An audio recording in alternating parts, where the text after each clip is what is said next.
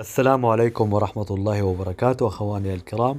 إن من رأى أنه يأكل لحم الخنزير في المنام فهذا يشير إلى أنه سوف يصيبه مكروه، وأنه سيقع في محنة كبيرة قد يترتب عليها خسارة شديدة.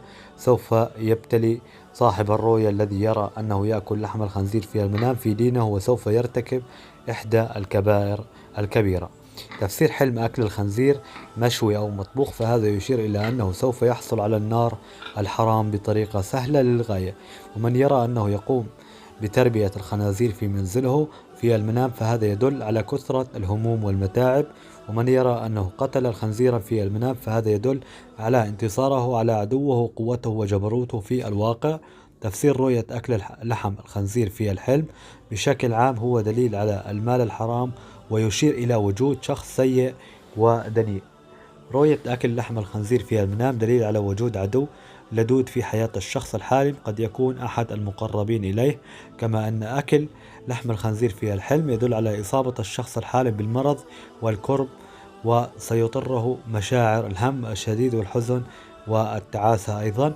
تفسير رؤية أكل الخنزير: رؤية الخنزير في المنام دليل على أن هناك عدو في حياة الشخص الحالم، ملعون غير وفي ولا يعرف للصلاح طريق. رؤية الركوب على ظهر الخنزير في المنام دليل على أن الشخص الحالم سوف يكسب الكثير من المال والثروة، وتتغير حياته بشكل جذري. تفسير رؤية أكل لحم الخنزير في المنام دليل على كسب المال عن طريق الحرام. رؤية أكل لحم الخنزير المطهي أو المشوي في المنام دليل على كسب المال دون أي بذول أي جهد أو تعب لذلك. تفسير حلم أكل لحم الخنزير للفتاة العزباء: رؤية الخنزير في منام الفتاة العزباء دليل على وجود شخص سيء في حياتها ومنافق وليس بخلق جيد. رؤية أكل لحم الخنزير في منام الفتاة العزباء دليل على البعد عن طريق وتعاليم الله ورسوله والانسياق وراء الهوى واللهو. والفتاة العزباء التي ترى أنها تأكل لحم الخنزير في حلمها وهي مقبلة على مشروع ارتباط أو خطبة أو زواج، فلم يتم الأمر وسوف ينتهي هذا المشروع بخيبة أمل كبيرة. تفسير رؤية أكل لحم الخنزير في منام الفتاة العزباء دليل على فشل ارتباطها، لكن عليها أن تسعد كثيرا لأنه سوف يكون في صالحها. رؤية ذبح الخنزير في منام الفتاة العزباء دليل على أنها تتبع طريق الرشد وتعود إلى الله ثانية من بعد الضلالة. رؤية خنزير يهاجم أو يلاحق الفتاة العزباء في منامها دليل على أنها تخاف على حالها من الحسد أو شيء من السوء. تفسير حلم أكل الخنزير للمتزوجة: رؤية الخنزير في منام المرأة المتزوجة دليل على كثرة المال والثروة من وراء الربا وكسب المال بالطريق الغير مشروع.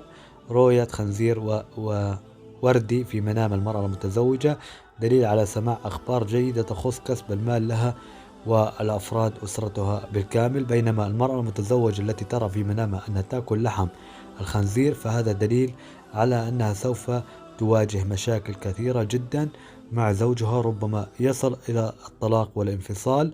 رؤية أكل لحم الخنزير في منام المرأة المتزوجة قد يدل أيضا على أن أحد من أولادها أو أسرتها سوف يصيبه مكروه أو مرض خطير، وعليها الانتباه لأولادها.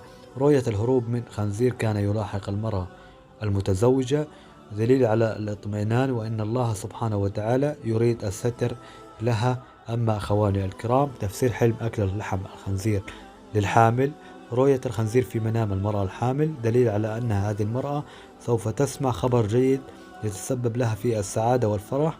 أما تفسير رؤية أكل لحم الخنزير في منام المرأة الحامل فهو يرمز إلى أنها سوف تلد مولود ذكر. رؤية أكل لحم الخنزير في منام المرأة الحامل دليل على أن أولادها سوف تكون ولادتها متعسرة وصعبة أيضا للغاية.